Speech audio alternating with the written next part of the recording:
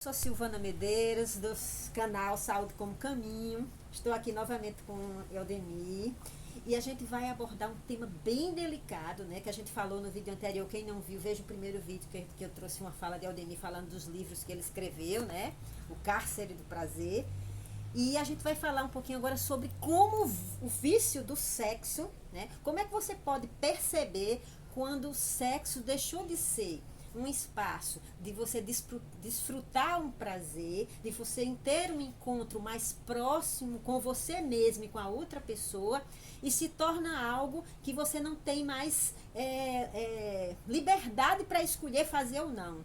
Você faz, porque precisa fazer e você, como diz o povo, só pensa naquilo. Então eu vou pedir para o Eudemir para ele dizer como foi para ele, como foi que ele percebeu que tinha deixado de ser espaço, sexualidade para ele, deixou de ser algo saudável, uma prática saudável, e ele começou a perceber que tinha se tornado um vício. Então, professora... Lembrando que falar um pouquinho mais alto para a isso, gente aqui escutar. Isso. Na verdade, demorou muitos anos para que eu descobrisse que eu tinha algum problema nessa área, tá? Eu simplesmente sentia uma necessidade muito forte sexual, queria ter contato sexual frequente, e no início da adolescência era muito mais difícil, né? Era muito mais escasso as Os possibilidades. hormônios da gente tá 1000 por hora. Nossa! E naquele momento eu estava passando um momento no caos emocional muito grande na minha vida, porque minha mãe, com 14, 15 anos, minha mãe adoeceu, vítima do vírus HIV.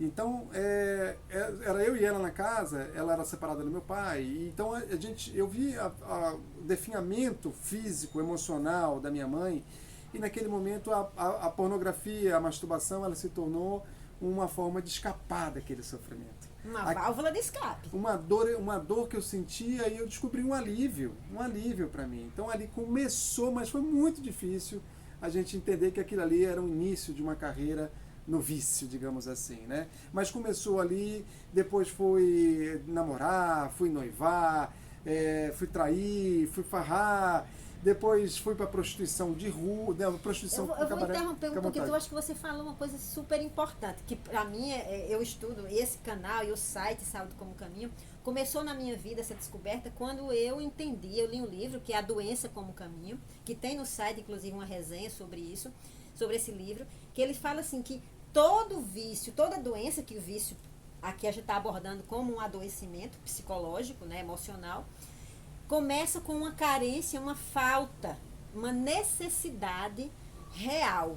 Né? Então faltou algo, faltava na sua vida nesse momento então do adoecimento da sua mãe um espaço de conforto, de aconchego, de segurança, né? Porque alguém que está só com a mãe, né? Um adolescente que vive só com a mãe e essa mãe está num espaço de adoecimento, é muita insegurança para um adolescente dar conta, né? Exatamente isso. Faltava amor, faltava presença, faltava segurança, eu senti desamparo, eu me senti sozinho, e aí eu recorri às estratégias de masturbação, da pornografia, da prostituição, do sexo casual, das oportunidades sexuais, para ver se eu conseguiria dar um pouquinho de cor àquele momento da vida que estava só cinza, Perfeito. só dor, só morte, só sentença de morte. Então ali foi eu fiz essa intervenção na sua fala porque eu penso que todo adoecimento, né, essa é a minha visão, é a visão desse canal, e às vezes as pessoas até ficam confusas quando eu falo isso. A doença é um espaço de alerta do corpo, da mente, do seu espírito, dizendo assim, olha, eu vou te dar isso aqui para te sustentar, porque para tu não morrer, não morre agora não. Não morre agora não. Tem isso aqui para te dar um alento, então não deixa de ser nesse momento o recurso da sexualidade na adolescência que isso aflora, esse espaço de encontrar isso ter sido algo positivo, porque você pode enfrentar essa situação, né? Professora, a senhora falou muito bem, tirar o julgamento de lado, porque ele é safado, ele é isso, ele é aquilo, ele não. Na verdade, aquele momento foi um momento importante para mim, para que eu pudesse sobreviver ao caos, senão eu poderia entrar num buraco negro da mente humana e não sei o que poderia ter acontecido. Até para tirar a própria vida, entrar numa depressão, Eu sou professora e este passado, né, ano passado, eu tive uma situação que para mim foi muito dolorosa, porque eu tinha um estudante que me acompanhava em algumas disciplinas, e assim, ele fumava, ele tinha uma certa inquietação, mas ele tinha uma participação, uma presença, e ele estava numa disciplina comigo, e eu recebi a notícia no final de semana que ele tinha tirado a própria vida. E ele tinha uma queixa, às vezes ele se queixava das relações que ele tinha com a família, com os amigos, mas sabe, quem fica do outro lado, quem estava convivendo, fica, meu Deus, o que é que eu podia? Eu não vi esse sofrimento. Eu não vi. E aí os amigos disseram que ele estava bebendo muito, que ele estava tomando remédio para dormir. Então, a gente precisa tratar essas coisas com mais leveza para entender que qualquer que seja o vício, é importante que você entenda como um alerta. Não entre na culpa. Não entra na culpa, porque a culpa vai fazer você se isolar. A culpa vai fazer você ficar envergonhado, vai ficar com medo de ser julgado.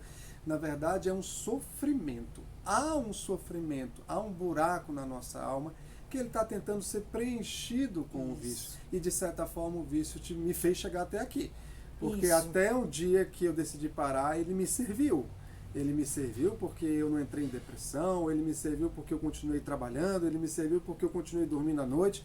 Mas teve um momento que realmente houve essa virada de chave, foi quando ele fez o contrário. Ele acabou me exigindo tanto que eu pensei em tirar minha vida. Então, tem um período onde ele serve e tem um período onde ele te cobra um preço muito alto. E eu cheguei nesse ponto, e aí foi o ponto-chave da minha vida, foi quando eu realmente decidi buscar ajuda. É como se o vício, tudo na vida é muito importante a gente perceber isso, tudo na vida ele tem um começo, meio e fim, e que a gente tem que ter a delicadeza e o cuidado para estar avaliando quando algo, às vezes esporte, né? Eu estava comentando com o Eldemir que eu fui atleta e eu corria e minha mãe dizia a história do vício, e eu na época não levava muito a sério, você é viciada, eu digo, depois com o tempo eu era viciada em correr, eu tinha que correr de domingo a domingo, e durante a semana, de manhã e de tarde. Então, oxe, como é isso? Então, essa fala sua, quando passa a um ponto em que, ao invés de ser um alívio, se torna um peso, né? Parece que aí você acorda. Se torna uma dor maior. A dor, antigamente, esse vício aliviava a dor. E agora esse vício está criando mais dor. Isso. E aí você fica encurralado, porque até então você tinha um grande amigo que você poderia recorrer. E aquele grande amigo está te levando para o buraco. E aí a gente não sabe o que fazer. Aí é hora de pedir ajuda mesmo. É hora de admitir. É hora de se desfazer de culpa, de vergonha, ou enfrentar o medo e a vergonha e pedir ajuda. Você disse aqui, antes do vídeo a gente estava conversando, né, que entrar no espaço da prostituição também foi um choque para você, quando você notou que você estava preferindo esse tipo de sexo do que o sexo onde houvesse um envolvimento afetivo, né? Exatamente. Eu entendi para mim que o meu padrão era de sexo com objetos e não com pessoas. E para mim isso... Que lhe livrasse do compromisso, exatamente. Né? Você só queria o prazer. Eu só queria usar aquele corpo. E assim, se usar, né? Porque você também estava usando seu corpo. Não tenha dúvida. E eu pagava um preço muito alto, né? A falta de dignidade, a falta de autoestima. Isso. Mas assim, o vício, o meu padrão foi de usar as pessoas que queriam ser usadas.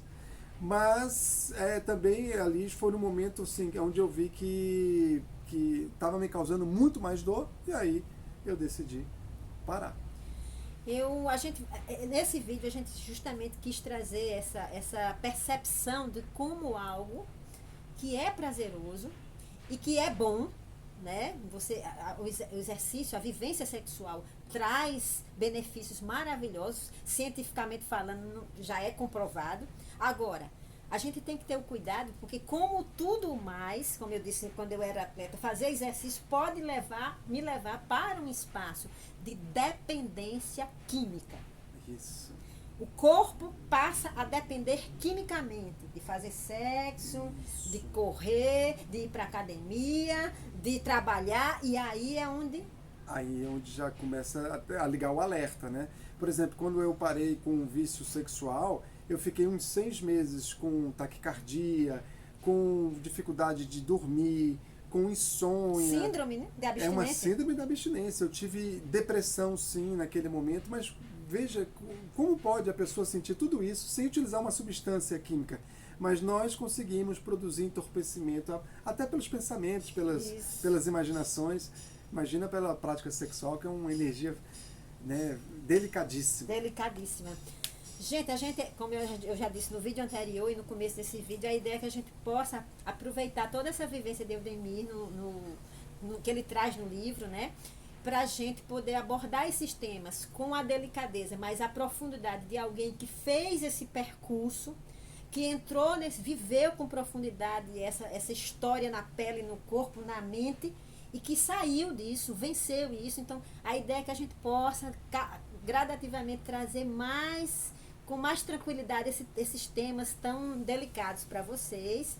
Mais uma vez eu vou agradecer ao Eudemir, prometendo que nós vamos ter vários outros encontros aqui para aprofundar ajudar vocês. Lembrando que ele tem um grupo, eu vou botar na descrição do vídeo, um grupo para ajudar, né? Um encontro de homens, ele disse que é mais para homens no momento, e que é presencial e é gratuito. Eu vou botar o contato, se vocês quiserem, podem acessar entrar em contato com ele ou ver o endereço lá, certo? Então, obrigado mais uma vez, Eudemir, e a gente se encontra no próximo vídeo. Tem mais, aguarde!